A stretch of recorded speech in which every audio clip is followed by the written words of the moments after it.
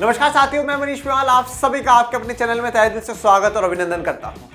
आज हम लोग पढ़ रहे हैं कक्षा 11 की अर्थशास्त्र और अर्थशास्त्र में बड़ी खुशखबरी की बात है आप लोगों के लिए कि आज हम लोग शुरू करने जा रहे हैं एक और नई किताब जो है सांख्यिकी की और जिसका पहला अध्याय है और पहले अध्याय का नाम है परिचय, इंट्रोडक्शन। काफी दिनों से ये बात चल रही थी कि सर दूसरी किताब स्टार्ट करिए, सांख्यिकी स्टार्ट करिए। भारतीय अर्थव्यवस्था के हमने 4 चैप्टर कंप्लीट कर लिए हैं और अब आज से इस किताब की शुरुआत हम लोगों ने कर दी है। आइए जानते हैं कि इस अध्याय वाले में परिचय में, इंट्रोडक्शन में क्या क्या पढ़ना है। तो हम जानेंगे कि अर्थशास्त्र क्यों, जनरली यहाँ पर अर्थशास्त्र क्यों की जगह मैं ये बताऊंगा कि सांख्यिकी क्यों। ठीक है, हमें स्टेट्स पढ़ने की क्या आवश्यकता है, क्या जरूरत है। फिर अर्थशास्त्र में सांख्यिकी का क्या रोल है, सांख्यिकी क्या होती है और वो करती क्या है एग्जैक्टली, ये सब कुछ बेसिक जो बातें हैं, जैसे चैप्टर का नाम ही इंट्रोडक्शन दिया गया है परिचय, सांख्यिकी का परिचय, स्टेटिस्टिक्स के बारे में आप बेसिक चीजें जानें। स्टेट्स का जो है इसका आपने क्लास 10th की मैथ्स में भी थोड़ा बहुत पढ़ा होगा, ठीक है, और वही चीजें अब हम यहाँ पे पढ़ने जा रहे हैं। जैसे मीन, मोड, मीडियन की हम लोग बात कर लेते हैं, पर थोड़ा सा लेवल हमारा हाई होगा क्लास 10th की मैथ्स की तुलना में। यहाँ की इकोनॉमिक्स का, स्टैटिस्टिक्स का जो रोल है वो थोड़ा सा हाई है। सांख्यिकी आपको थोड़ी सी कठिन लगेगी पर हम लगने नहीं देंगे उसको। पर आइए आज के लेक्चर में क्या डिस्कस करेंगे सर, हम पढ़ेंगे अर्थशास्त्र क्यों, फिर बिना दिए कुछ भी नहीं मिलता, बिल्कुल सही बात है। अगर आपको भी बेहतर नतीजे चाहिए तो आपको बहुत ज्यादा परिश्रम करना पड़ेगा, और उपभोग, उत्पादन और वितरण, ये 3 टॉपिक आज हम लोग कवर करेंगे। चलिए शुरू करते हैं आज के लेक्चर को। अर्थशास्त्र क्यों, देखिए आप इकोनॉमिक्स को क्लास 9th से पढ़ रहे हैं, क्लास 9th में भी पढ़ी और 10th में भी पढ़ी। क्लास 9th और 10th में जो आपने अर्थशास्त्र पढ़ी वो एक तरीके से सोशल साइंस में एड ऑन थी, ठीक है, साथ में थी। पॉलिटी, ज्योग्राफी, हिस्ट्री और इको, ये चारों आपने एक साथ पढ़े। परंतु जब हम क्लास 11th में आते हैं और एक विषय के रूप में अर्थशास्त्र को चुनते हैं तो सबसे पहला सवाल तो यही आता है कि अब उस विषय को समझने की कोशिश करें कि एग्जैक्टली वो विषय है क्या। अगर अर्थशास्त्र की हम चर्चा करें तो अर्थशास्त्र जनरली हमें ये चीज सिखाता है कि जो समस्या है, और समस्या कौन सी वाली, चयन वाली, चॉइस की जो समस्या है उस समस्या का समाधान कैसे हो, वो अर्थशास्त्र है। नहीं समझ में आया आप लोगों को तो मैं समझाता हूं। एग्जैक्टली क्या है कि भाई आज हमारे पास जितने भी संसाधन हैं, जितने भी रिसोर्सेज हैं, वो सीमित हैं, वो लिमिटेड है। जब हमारे पास संसाधन सीमित होते हैं परंतु हमें कार्य बहुत करने होते हैं, ये भी कर दूं, ये भी कर दूं, ये भी कर दूं। जैसे फॉर एग्जांपल मान लो किसी व्यक्ति की जो इनकम है वो लिमिटेड है, और बिल्कुल लिमिटेड ही होती है। अब ऐसा तो है नहीं कि बिल्कुल जब चाहे यूं घर में पेड़ लगाओ पैसों का और पैसे तोड़े और अपनी इच्छा को पूरा कर लिया, ये तो पॉसिबिलिटी नहीं है।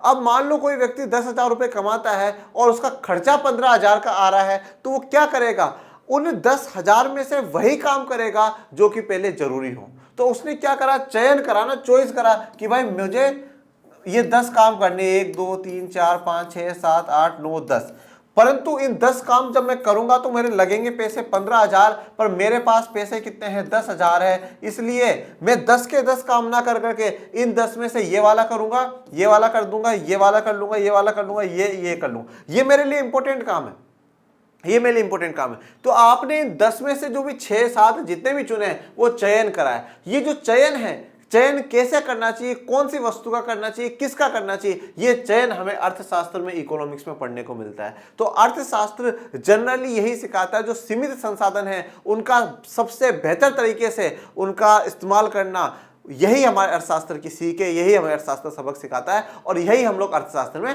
पढ़ेंगे। परंतु अब बात करते हैं सांख्यिकी की, कि सांख्यिकी क्यों, हमें स्टेट्स की क्या जरूरत पड़ रही है, सांख्यिकी की हमें क्या जरूरत पड़ रही है अर्थशास्त्र जब हम लोग पढ़ रहे हैं। देखिए अर्थशास्त्र में आप अनेक समस्याओं के बारे में पढ़ते हैं, अनेक समस्याओं के बारे में बात कर लीजिए, आप किसी भी प्रकार की समस्या के बारे में बात कर लीजिए। जैसे मैं कहता हूं कि वहां पर भूकंप आया, अब भूकंप आया कितना रिक्टर स्केल का है, ये एक सांख्यिकी है। सांख्यिकी का मतलब क्या है, जो भी चीज आपके पास संख्या में अवेलेबल हो वही सांख्यिकी है। संख्या का मतलब है आपके पास नंबर्स में अवेलेबल होनी चाहिए। जब हम ये कहते हैं, हमने अभी लास्ट चैप्टर पढ़ा था निर्धनता वाला, हमने कहा 270 मिलियन लोग गरीब हैं, इतने गरीब हैं, इतनी परसेंटेज में है, ये है सब कुछ, ये क्या है, ये संख्या में। जब संख्या का हमें पता लगा कि यार इतने लोग गरीब हैं, तो ही तो सरकार योजना बनाना शुरू करेगी, तभी तो सरकार उनके लिए काम करना शुरू करेगी। फिर हमें पता चला सरकार ने 10 करोड़ 100 करोड़ रुपए गरीबों के उत्थान के लिए, उनके अपलिफ्टमेंट के लिए काम करा है। तो सांख्यिकी एक बड़ा ही योगदान देता है। जो भी हमें समाज में या कहीं पे समस्या देखने को मिलती है, उन समस्याओं के जब हमारे पास आंकड़े होते हैं, हमारे पास रिजल्ट होता है और नंबर्स में कुछ होता है, तो हम उससे पता लगा सकते हैं कि ये समस्या इतनी गंभीर है। जैसे हम कहें कोविड, अब कोविड में लाखों की जान गई, एक दो की चल जाती तो ठीक है, कभी कभार सोचो, देखिए हर जान कीमती है वैसे, पर एक दो की हाँ तो ठीक है, इट्स ओके, कोई बात नहीं, कोई बड़ी बात नहीं। पर लाखों की जान गई तो सरकार, पूरी दुनिया की सरकारें चेत गई, और बाप रे महामारी है, बचना पड़ेगा, कुछ ना कुछ तो करना पड़ेगा।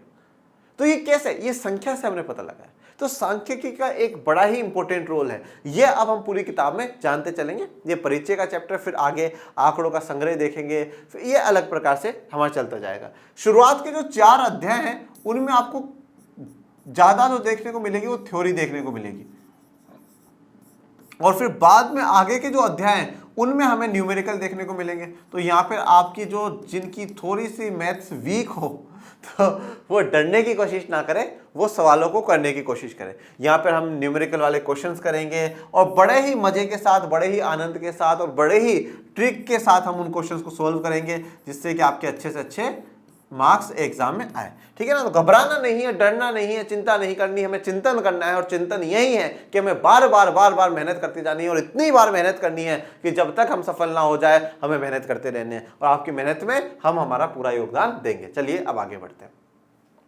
अब कुछ जो बेसिक टर्मिनोलॉजी है, कुछ बेसिक जो शब्द है, उन शब्दों को क्लियर कर लेते हैं। सबसे पहले दे रखा है उपभोक्ता। उपभोक्ता को हम इंग्लिश में कहते हैं कंज्यूमर। क्या कहते हैं? कंज्यूमर।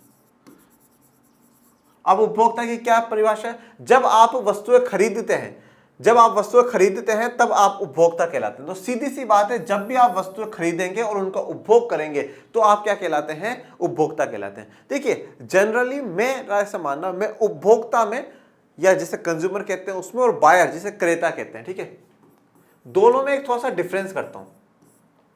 मैं मानता हूं बायर या क्रेता जो होता है, क्रेता कौन है? खरीदने वाला है। जो भी सामान बाय करेगा, जो भी सामान खरीदेगा, वो बायर या क्रेता कहलाएगा। परंतु उपभोक्ता कौन होगा? जो उस वस्तु का इस्तेमाल करेगा वह उपभोक्ता कहलाएगा। जैसे कि फॉर एग्जांपल, मैंने ये घड़ी खरीदी, अब मैंने ये घड़ी खरीदी और मैं इसका इस्तेमाल कर रहा हूं, तो क्रेता भी मैं हूं और उपभोक्ता भी मैं हूं। परंतु मैंने ये घड़ी खरीदी तो मैं क्रेता हूं और मैंने किसी को गिफ्ट कर दिया, तो जो उसको पहनेगा वो उपभोक्ता कहलाएगा। ठीक है। पर एक जनरल फॉर्मेट में हमेशा यही माना जाता है कि जो व्यक्ति जब वस्तु खरीदता है तो वो उपभोक्ता बन जाता है।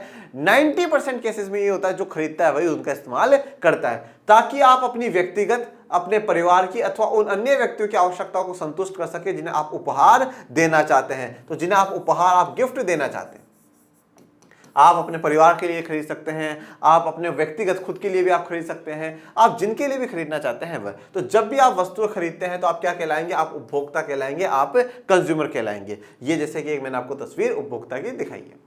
फिर आता है विक्रेता। तो विक्रेता का मतलब हो जाता है सेलर। इंग्लिश के भी वर्ड्स आपको याद रखने बच्चों, कभी भी लैंग्वेज हमारे लिए बैरियर नहीं बननी चाहिए। इंग्लिश के जो बेसिक वर्ड्स हैं वो आपको याद रहने चाहिए। जब आप वस्तुओं को स्वयं के लाभ के लिए बेचते हैं, आप दुकानदार हो सकते हैं, तब आप विक्रेता कहलाते हैं। तो सीधी सी बात है, जब भी आप वस्तुओं को बेच रहे हैं, अब लाभ हानि वो बाद की बात है, जब भी आप वस्तुओं को बेचते हैं तो आप क्या कहलाएंगे? विक्रेता कहलाएंगे। जैसे आपको दिख रहा है यहाँ पर ये अंकल चलते जा रहे हैं और अपने सामान को बेचने की आवाज लगा रहे हैं। फिर बात करते हैं उत्पादक। उत्पादक का मतलब क्या हो गया? प्रोड्यूसर। जो किसी वस्तु को प्रोड्यूस करेगा, उस बात को हमें बिल्कुल क्या करना है?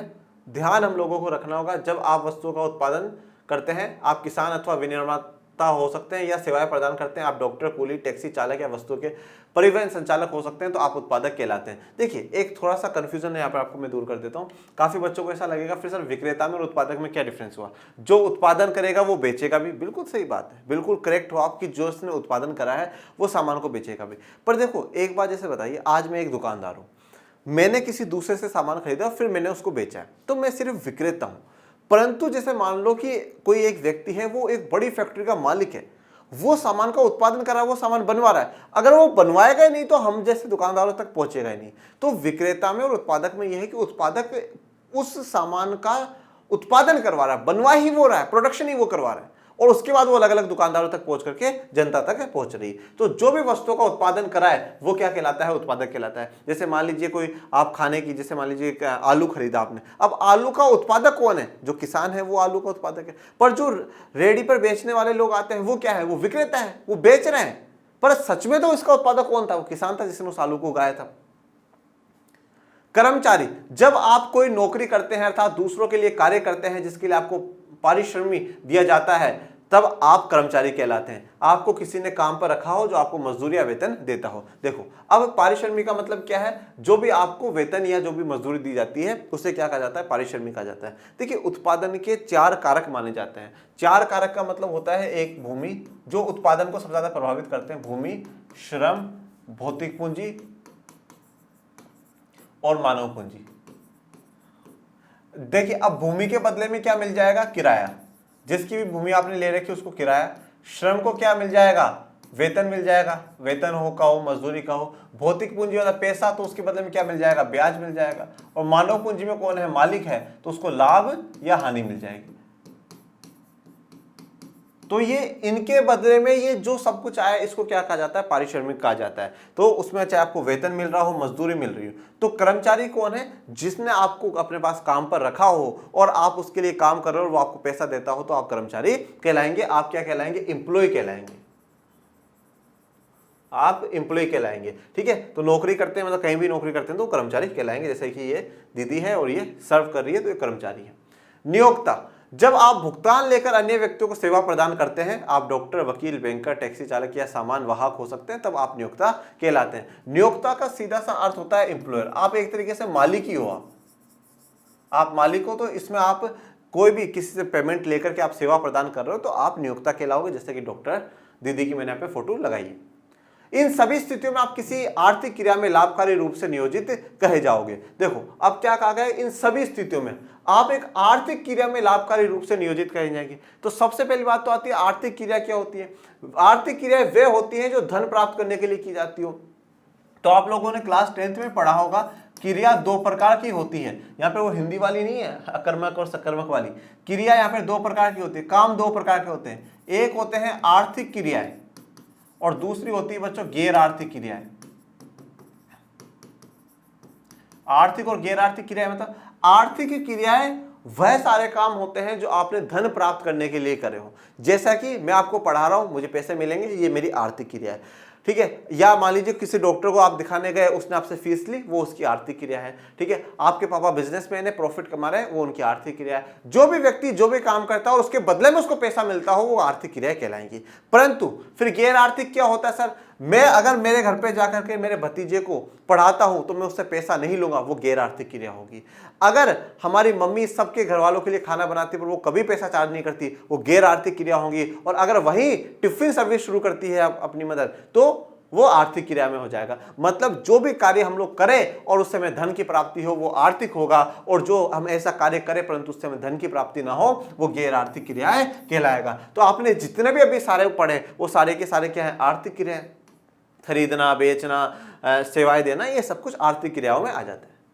बिना दिए कुछ भी नहीं मिलता, ये बड़ी इंटरेस्टिंग बात है। सच में बिना दिए कुछ भी नहीं मिलता।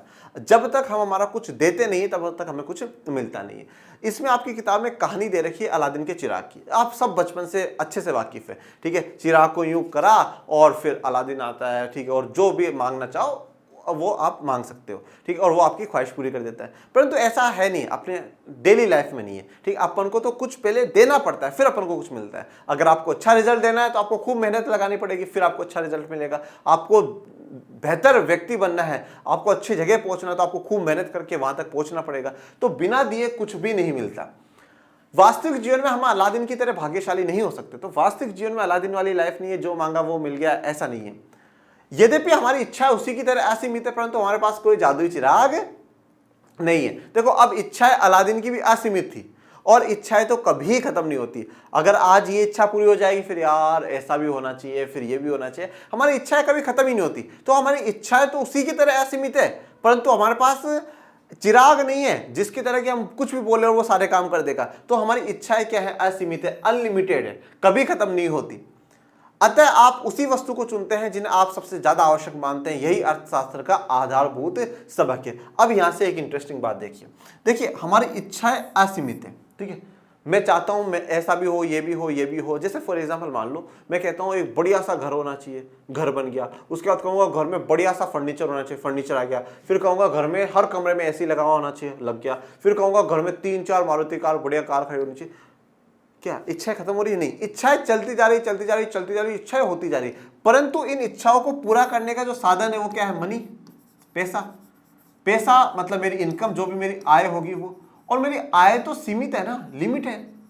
ऐसा तो है नहीं कि बिल्कुल अनगिनत चाहो जितने ही हो, वो बात आएगी फिर से पेड़ पे से पैसे उतार लो, वो वाला तो सीन है नहीं। लिमिटेड है मेरे पास, हर चीज लिमिटेड है। और जब वो लिमिटेड है तो मैं उन्हीं चीजों पे खर्चा करूंगा जो मेरे लिए ज्यादा आवश्यक होगी। तो सबसे ज्यादा आवश्यक तो व्यक्ति के लिए क्या होता है? रकम का मतलब रोटी, कपड़ा, मकान। और फिर बात आती है शिक्षा की और स्वास्थ्य की, इन पे खर्चा किया जाएगा।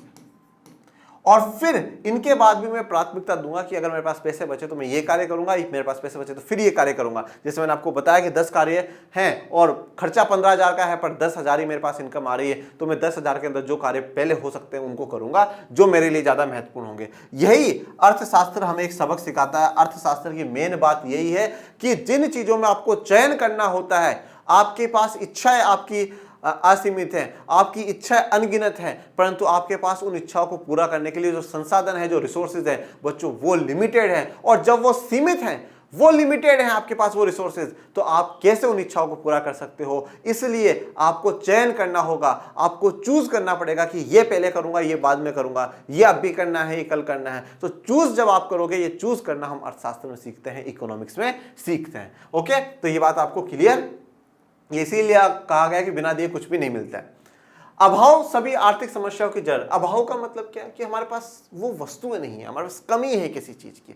और ये अभाव, कमी है ना, हर समस्या की जड़ है। अगर कमी नहीं होती तो कोई बात, दिक्कत नहीं है। भाई आज मेरे पास खूब पैसा होता तो मुझे सोचने की जरूरत नहीं है एसी लगवाना है, 4 गाड़ी लानी है, कि कितना बड़ा घर बनवाना। नहीं, कमी है पैसों की, ठीक है। कमी है तभी तो हम उस चीज पे इतना विचार विमर्श कर रहे हैं। आपने क्लास 10th में ज्योग्राफी में चैप्टर पढ़ा होगा जल वाला, जल संसाधन। तो हमने उसमें जल दुर्लभता पढ़ी कि जल की कमी है हमारे पास। तो कमी है, इसीलिए फिर हम लोग क्या है, चूज करते हैं कि भाई घर सबसे पहले जल किसके लिए होना चाहिए? पीने के लिए होना चाहिए। पीने के बाद फिर खाने वाना बनाने के लिए, उसके बाद फिर कपड़े धोना, नहाना वाना, सब कुछ। तो हमने प्राथमिकताएं सेट करी कि सबसे पहले पानी की आवश्यकता कहां पर होती है। तो कमी हर समस्या की जड़ है।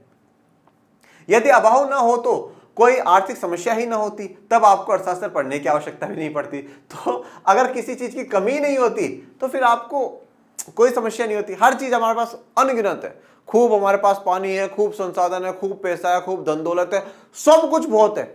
जब हमारे पास अनगिनत है, अनगिनत कह रहा हूं, जिसे आप काउंट नहीं कर सकते, खूब है, असीमित है, तो फिर हमें समस्या ही नहीं होती। और समस्या नहीं होती तो हमें अर्थशास्त्र पढ़ने की आवश्यकता ही नहीं होती, फिर हमें इकोनॉमिक्स पढ़ने की जरूरत नहीं होती। क्यों? क्योंकि इकोनॉमिक्स तो क्या कह रहा है कि चॉइस के बारे में पढ़ाएगा, कि चॉइस का सिलेक्शन कैसे होगा, किसको चयन करना चाहिए, यह अर्थशास्त्र आपको बताएगा। हम अभाव का सामना इसलिए करते हैं क्योंकि जो वस्तु हमारी आवश्यकता की पूर्ति करती है उनकी उपलब्धता सीमित होती है। अब सबसे बड़ा सवाल कि अभाव क्यों, व्हाई, ये कमियां क्यों है? क्योंकि इसलिए है क्योंकि जो वस्तु हमारी आवश्यकता की पूर्ति करती है, जो चीजें हमारी आवश्यकता है, जो हमारी डिजायर्स है, उनको पूरा करने का काम करती है, उनकी उपलब्धता, उनकी अवेलेबिलिटी सीमित है। मतलब जो चीज मेरी इच्छाओं को पूरा कर सकती है परंतु वो सीमित है, वो लिमिटेड है। जैसे मेरी हर इच्छा पूरी कौन कर सकता है? पैसा, परंतु पैसा लिमिटेड है, अनगिनत है नहीं, ठीक है। जैसे हम कहते हैं आप जमीन है, जमीन लिमिटेड है। जैसे उदाहरण आप एक किसान का लीजिए, किसान को खाने पीने वाला सामान भी उगाना है, किसान को कपास भी उगाना है, किसान को जूट भी उगाना है, और भी सारे काम, परंतु उसका भूमि सीमित है, उसके पास उस पर पैसा खर्चा करने के लिए सीमित है, हर चीज लिमिटेड है। वो चाहता बहुत कुछ है, ये भी उगा दूं, ये भी उगा दूं, ये भी उगा दूं, खूब पैसा कमाऊं, पर इन्वेस्ट करने के लिए भी पैसा कम है और भूमि भी सीमित है। उत्पादकों के पास जो संसाधन होते हैं वे भी सीमित होते हैं और साथ ही उनके वैकल्पिक प्रयोग भी होते हैं। तो उत्पादकों के पास जो संसाधन होते हैं, जितने भी रिसोर्सेज जो भी उत्पादक करने वाले हैं, जैसे मान लीजिए एक मालिक है तो उसके पास फैक्ट्री में मशीनें लिमिटेड है, चाहे वो कितना उत्पादन करवाना चाहे, पर सीमित है, उसके पास जगह उसके पास सीमित है। तो उत्पादकों के पास जो संसाधन होते हैं वो सीमित होते हैं और उनके साथ साथ उसके वैकल्पिक प्रयोग होते हैं, और भी प्रयोग होते हैं। जैसे फॉर एग्जाम्पल मैं आपको उदाहरण दूं, एक मिल्क, अभी मिल्क है, ठीक, अब मिल्क के बहुत से प्रयोग आ जाते हैं। मिल्क सबसे पहले तो क्या है भाई, पीने के काम आ जाएगा, ठीक है, तो मिल्क के ही काम आएगा, मतलब पीने के ही काम आ जाएगा। उसके बाद टी में काम आ जाए, चाय में काम आ जाएगा, कॉफी में काम आ जाएगा, आप कह सकते हैं मिठाइयों में स्वीट्स जो होती हैं उनमें काम आ जाएगा, मावे में काम आ जाएगा, ठीक है, और आप दूध दही छाछ इनके लिए काम आ जाएगा। तो मिल्क के क्या है, बहुत सारे पर्पजेस है, बहुत काम आता है, ठीक है। परंतु अभी आपने सुना होगा थोड़े दिन पहले गायों में एक बीमारी चली थी, तो उसके कारण गायों की जो दूध की सप्लाई है वो कम हो गई, और उससे क्या हुआ, जो रेट्स हैं दूध की वो बढ़ गई। तो इसलिए रेट बढ़ गई, तो लोगों ने जो पहले मेन काम है, जैसे मान लीजिए दूध पीने का है, चाय का है, ये मेन काम जरूरी रखे, बाकी मिठाई उठाई को सबको बाद में प्राथमिकता पे एंडिंग में रखा गया। समय विशेष पर कृषि संसाधन जैसे खेत की भूमि, श्रम, पानी, उर्वरक आदि की उपलब्धता निश्चित होती है। ये मैंने एक आपको उदाहरण दिया था अभी कि जैसे किसान है तो उसको उगाना बहुत कुछ होगा, पर उसका हर चीज सीमित है, भूमि भी सीमित है, श्रम भी सीमित है, पानी भी सीमित है, उर्वरक जो खाद है वो भी सीमित है। इन सभी संसाधनों के वैकल्पिक प्रयोग भी होते हैं, तो इनके और भी प्रयोग हो सकते हैं। इन्हीं सभी संसाधनों का प्रयोग खाद्येतर फसलों जैसे रबड़, कपास, जूट आदि के उत्पादन में भी किया जाता है। तो सिर्फ खाने पीने के सामान ही थोड़ी उगाना है उसको रबड़ भी लगाना है, कपास भी लगाना है, जूट भी लगाना है, इनमें भी उन संसाधनों का इस्तेमाल उसे करना है। इस प्रकार संसाधनों का वैकल्पिक प्रयोग उन वस्तुओं के बीच चयन की समस्या को जन्म देता है जिन्हें इनके द्वारा उत्पादित किया जा सकता है। तो अब संसाधनों का वैकल्पिक प्रयोग, ठीक है, अब हमें संसाधनों का अलग अलग प्रयोग करना है। जैसे मैंने दूध का उदाहरण दिया, हमें बहुत जगह प्रयोग करना है, तो अब हमें क्या है, चयन की समस्या आ गई कि क्या करें। दूध सबसे पहले किस काम आना चाहिए, पीने के, फिर चाय के, फिर इसके। चयन की समस्या आ गई कि क्या, हाँ चूज करना पड़ेगा आप लोगों को। और जब चयन की समस्या आ जाती है, चयन की समस्या को जन्म देते हैं जिनके द्वारा ये उत्पादित होगी, जब हम चूज करने की समस्या में पड़ जाएंगे, जब हमें अर्थशास्त्र काम आएगी, ठीक है। जैसे आपने भी 10th के बाद आप भी थोड़ा सा कंफ्यूजन हुए होंगे, साइंस में जाए, कॉमर्स में जाए, आर्ट्स में जाए, फिर आपने आर्ट्स चुन ली होगी, तो फिर आपने सोचा होगा इतने बड़ी सब्जेक्टों की लिस्ट है, कौन से 3 कौन से 2 सब्जेक्ट हम लोग चूज करें। चयन की समस्या आपको जरूर आई होगी। चलिए तो भैया ये एक गुड न्यूज आज आप लोगों के लिए भी है। तो गुड न्यूज है क्या सर जी, गुड न्यूज जल्दी से हमें बता दीजिए कि गुड न्यूज हमारे लिए क्या लेकर के आए हो। और गुड न्यूज ये है बच्चों, आप लोग बड़े ही दिनों से एक डिमांड कर रहे थे, सर 11th और 12th के आर्ट्स के बैच लेकर के आइए, 11th और 12th के आर्ट्स के बैच लेकर के आइए। तो अब आप सोचोगे सर आज बैच लेकर के आए, नहीं बैच ऐसे नहीं लेकर के आए हैं, ठीक है। ये मैं सिर्फ अब आपको बता रहा हूं कि इस महीने के अंदर अंदर आप लोगों के लिए आर्ट्स के बैच लॉन्च होने वाले हैं, क्लास 11th के लिए भी और क्लास 12th के लिए भी। जो भी विद्यार्थी 2024 में एग्जाम देंगे, जो भी विद्यार्थी 2024 में बिल्कुल अपना झंडा लहराना चाहते हैं, अपना नाम लहराना चाहते हैं कि नहीं साहब मैं टॉपर लिस्ट में रहूं, चाहे स्कूलों में हूं चाहे अपने बोर्ड में हूं, तो उनके लिए ये बैच आएगा। आर्ट्स की बेहतरीन तैयारियां होंगी, इसमें क्या क्या सुविधाएं मिलेंगी, क्या क्या होगा, ये सब जल्दी आपको बता दिया जाएगा। जल्दी ही ये कोर्स लॉन्च होने वाले हैं, और इसलिए आप यूट्यूब को सब्सक्राइब करके रखें, आप टेलीग्राम चैनल को जरूर ज्वाइन कर ले, क्योंकि जैसे ही ये कोर्स की लॉन्चिंग की बात आएगी आपको सबसे पहले खबर वहीं मिलेगी। बड़ी ही शानदार तैयारियां इस कोर्स को लेकर के हो रही हैं, और जल्दी ये कोर्स लॉन्च होने वाले हैं। और इसलिए आप सभी अपने मित्रों को सबको बोल दो कि हाँ भैया अब आर्ट्स का बिल्कुल सुनियोजित तरीके से एक जगह पढ़ाई होती है, और वो है लर्निंग शेयर आर्ट्स। और फिर आप भी इस बच्चे की तरह बिल्कुल खुश होते होते सबको बता दीजिएगा कि हाँ भैया अब आर्ट्स में चिंता करने की जरूरत नहीं है, अब आर्ट्स से को रटने की जरूरत नहीं, अब आर्ट्स समझ में आती है, अब आर्ट्स में नींद नहीं, अब आर्ट्स में सपने आते हैं कि हाँ भैया हम ये कर देंगे, ये करेंगे, सिर्फ और सिर्फ आर्ट्स से करेंगे, ठीक है। तो आप उन सभी बच्चों के लिए बैच जल्द लॉन्च होने वाला है। कब होगा इसकी तारीख अभी डिसाइड नहीं है, मतलब हमें तो डिसाइड है पर मैं आपको नहीं बताऊंगा, ठीक है। तो पर आप बने रहिएगा और शेयर करते रहिएगा, और आगे टॉपिक पर अब आ जाइए। अब बात करते हैं उपभोग, उत्पादन और वितरण, ठीक है। उपभोग, उत्पादन और वितरण। उपभोग का मतलब हम कंज्यूम करेंगे, उत्पादन प्रोडक्शन हुआ होगा, और फिर उसका वितरण, ये अभी हम पूरा कॉन्सेप्ट आप समझ जाएंगे। अर्थशास्त्र के अध्ययन को प्राय 3 भागों में बांटा जाता है, उपभोग, उत्पादन एवं वितरण, ठीक है। तो अर्थशास्त्र का अध्ययन करते समय हम 3 भाग पढ़ते हैं, उपभोग, उत्पादन और वितरण के बारे में। एक बात, अगर इन तीनों के बारे में जो है आप क्लास 12th में और भी अच्छे से पढ़ेंगे। क्लास 12th की जो व्यष्टि और समष्टि अर्थशास्त्र हम पढ़ेंगे, उनमें और भी गहराइयों में जाकर के आपको अर्थशास्त्र पढ़ने में ही मजा आ जाएगा, ये मेरी गारंटी। हम जानना चाहते हैं कि उपभोक्ता ये निर्णय कैसे करता है कि वह अपनी निश्चित आय और ज्ञात कीमतों वस्तुओं की को देखते हुए अनेक वैकल्पिक वस्तुओं में से किन वस्तुओं को खरीदते हैं। ये उपभोग का अध्ययन है। देखो अब क्या है भाई, आज हम एक उपभोक्ता है, ठीक है। जैसे मान लो हम एक उपभोक्ता है, कंज्यूमर है। कंज्यूमर है तो जैसे मान लीजिए मेरे पास आज इनकम आई, मेरी आय है 10,000 रुपये, ठीक है। अब 10,000 है और मेरे खर्चे बहुत हैं, तो मैं अलग अलग वस्तुएं जो खरीदना चाहता हूं, मैं अलग अलग वस्तुओं को खरीदना चाहता हूं। अब उन वस्तुओं की कीमतें देखूंगा और मेरी इनकम देखूंगा कि क्या मेरे बजट में, हम बहुत सी बार कहते हैं मेरे बजट में नहीं है सर, मेरे बजट में नहीं है सर, तो क्या हम जो वस्तुएं खरीदने वाले हैं क्या वो हमारे बजट में है क्या वो बजट में, कितने में वो वस्तु मिल सकती है। तो ये क्या कहलाता है, ये उपभोग का अध्ययन कहलाता है। हम इसको क्या कहेंगे, उपभोग का अध्ययन कहेंगे, ठीक है, स्टडी ऑफ कंजप्शन कहेंगे, कि उपभोग हम कौन कौन सी, हमारी जो आय है उस आय के अंदर अंदर हम कौन कौन सी वस्तुओं का उपभोग कर सकते हैं। आज मेरी इनकम अगर 10,000 है तो मैं कभी भी कोई बहुत महंगी गाड़ी लेने की नहीं सोचूंगा, नहीं सोचेंगे ना। अगर मेरी इनकम 1 लाख है तो मैं थोड़ा कुछ और बेहतर सोच सकता हूं, हाँ भाई मैं ये खरीद सकता हूं। 10 लाख होगी तो और कुछ बेहतर सोच सकते हैं। तो आय के साथ वस्तुओं की कीमतों को देख करके हम इससे जो अध्ययन करते हैं वो उपभोग का अध्ययन है। कोई उत्पादक जिसे अपनी लागत और कीमतें ज्ञात हैं, इसका चयन कैसे करता है कि बाजार के लिए क्या उत्पादन करे, ये उत्पादन का अध्ययन है। देखो अब कोई भी उत्पादक, उसको पता है कि मैं इस चीज का उत्पादन करूंगा तो मेरा इतना खर्चा आएगा और उसको बाजार में इतने में बेचूंगा, इतना मुझे प्रॉफिट हो जाएगा। और उसको अगर पता है कि बाजार में किस चीज की डिमांड है, क्या होना चाहिए, तो वो इससे ये पता लगा रहा है कि हमें क्या उत्पादन करें, तो ये क्या है, ये उत्पादन का है, ठीक है। ये प्रोडक्शन के बारे में बताएगा कि क्या प्रोडक्शन होना चाहिए। फिर है राष्ट्रीय आय या कुल आय, जो देश में उत्पादन से प्राप्त होती है, जिसे सकल घरेलू उत्पाद कहते हैं। मजदूरी एवं वेतन, लाभ तथा ब्याज, अंतर्राष्ट्रीय व्यापार एवं निवेश से प्राप्त आय को छोड़कर को कैसे वितरित किया जाता है, यह वितरण का अध्ययन है। देखो अब हमने पूरा प्रोडक्शन कर लिया, ठीक है, उत्पादन कर दिया, अब उत्पादन करके उसको बेच दिया।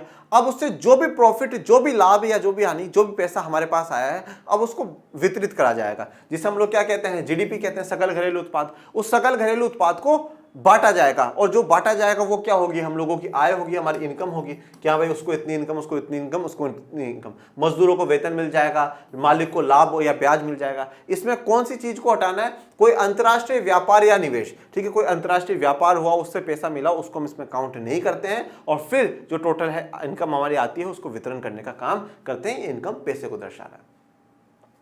अर्थशास्त्र के इन 3 परंपरागत विभाजनों, जिनके तथ्यों के बारे में हम जानना चाहते हैं, के साथ आधुनिक अर्थशास्त्र में देश की कुछ आधारभूत समस्याओं को भी विशेष अध्ययन के लिए सम्मिलित करना होगा। देखो अब आपने ये जो 3 विभाजन है इनके बारे में तो जान लिया, परंतु अब आधुनिक अर्थशास्त्र में जो आधारभूत समस्या है, उन आधारभूत समस्याओं का भी हमें पढ़ना होगा। और ये मैंने कहा ना आपको क्लास 12 में पढ़ेंगे। जैसे कि किसी भी अर्थव्यवस्था की 3 समस्याएं होती हैं। 3 समस्याएं कौन कौन सी होती हैं देखिएगा।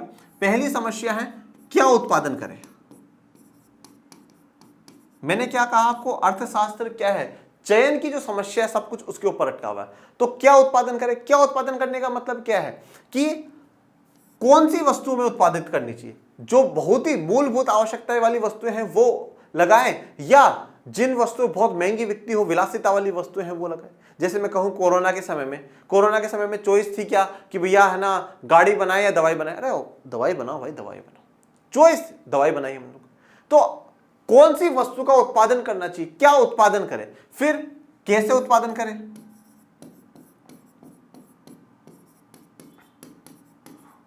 कैसे उत्पादन करें। कैसे उत्पादन करने का मतलब क्या है कि मजदूरों से उत्पादन करवाएं या मशीनों से उत्पादन करवाएं, यह भी समस्या है, ठीक है। फिर तीसरा है किसके लिए उत्पादन करें, किसके लिए करें उत्पादन, किसके लिए मतलब क्या, जनता के लिए करो। तो किसके लिए का मतलब है अमीर वर्ग के लिए करें या गरीब वर्ग के लिए करें। अमीर वर्ग के लिए होना चाहिए उत्पादन या गरीब वर्ग के लिए होना चाहिए। और अब आपको पता है कि मैंने क्या कहा कि हर अर्थव्यवस्था में 3 समस्याएं होती हैं। और अर्थव्यवस्थाएं कितने प्रकार की होती है मेरे प्यारे विद्यार्थियों, अर्थव्यवस्था कितने प्रकार की होती है, अर्थव्यवस्था 3 प्रकार की होती है। कौन कौन सी, पूंजीवादी, समाजवादी और मिश्रित अर्थव्यवस्था, ठीक है। पूंजीवादी में सारा का सारा कंट्रोल प्राइवेट सेक्टर के हाथ में होता है, समाजवादी में हर कंट्रोल सरकार के हाथ में होता है, और मिश्रित में दोनों मिलकर के काम करते हैं। पूंजीवादी इन तीनों समस्याओं के अलग प्रकार से जवाब देता है, समाजवादी अलग प्रकार से और मिश्रित अलग प्रकार से। तीनों अपने अपने हिसाब से इन समस्याओं का हल ढूंढते हैं, परंतु इन पर हम ज्यादा गहराई में अभी नहीं जाएंगे, ये क्लास 12 का विषय है। आप ऐसे तथ्यों की अधिकाधिक संख्यात्मक जानकारी प्राप्त करना चाहेंगे जिनसे समाज में गरीबी एवं असमानताओं के प्रश्नों का उत्तर मिल सके। देखो, अब आपके दिमाग में भी ऐसा कभी सवाल आता होगा, आसमान में कितने तारे हैं? हाँ, आता है। उनको तो नहीं गिनना अपन लोगों को। फिर सवाल आता होगा, यार देश में कितने लोग गरीब हैं, देश में टोटल पढ़े लिखे लोग कितने हैं, देश में बच्चे कितने हैं, ठीक है। तो ये सब कुछ सवाल आपके दिमाग में आते हैं ना। और ये कैसे आ रहे हैं? कितने का मतलब है संख्या को दर्शाना। हम संख्या जानना चाहते हैं, ठीक है। और संख्या अगर हम लोग जानेंगे तभी हम किसी समस्या का भी समाधान हम लोग कर पाएंगे। जैसे फॉर एग्जांपल, आज आप मान लो कि भाई 10th में 80 में से 60 नंबर आए, तो हाँ ठीक है, बच्चा ठीक है पढ़ने में। एक बच्चा है जो कि 10th में 2 बार फेल होकर के फिर 11th में आना, तो मतलब स्थिति थोड़ी सी खराब है। तो ये कैसे? नंबरों के आधार पे, संख्या के आधार पे पता चला। हमने जैसे निर्धनता वाले चैप्टर में 270 मिलियन गरीब लोग हैं, चौंकाने वाले आंकड़े हैं। तो संख्यात्मक जानकारी हम प्राप्त करना चाहते हैं जिससे कि जो गरीबी है देश में, असमानता है, उनके प्रश्नों का हमें उत्तर मिल सके। यदि आप ये नहीं चाहते कि गरीबी और समाज में व्याप्त घोर विषमताएं जारी रहे और समाज की इन बुराइयों के लिए विरुद्ध कुछ किया जाए, तो इस विषय में सरकार द्वारा कोई भी उपयुक्त कार्रवाई करने की मांग से पहले इन सभी संबंधित तथ्यों की जानकारी लेना आपके लिए आवश्यक होगा। तो देखिए, अगर सरकार भी कोई भी पॉलिसी या कोई भी योजना सरकार बनाएगी तो उससे पहले सरकार आंकड़े मांगती है। आंकड़ों का मतलब क्या है? ये जो संख्या है, ये संख्याएं मांगती है। कितने % लोग हैं, कितने लोग हैं भाई? जैसे मैंने क्या कहा कि कोरोना में लाखों की जान चली गई, तो सरकार बिल्कुल एक्टिवेट हो गई। नहीं यार, पूरी दुनिया में स्थिति खराब है, हमें भी सही करना होगा स्थिति, तो एक्टिवेट हो गई सरकार।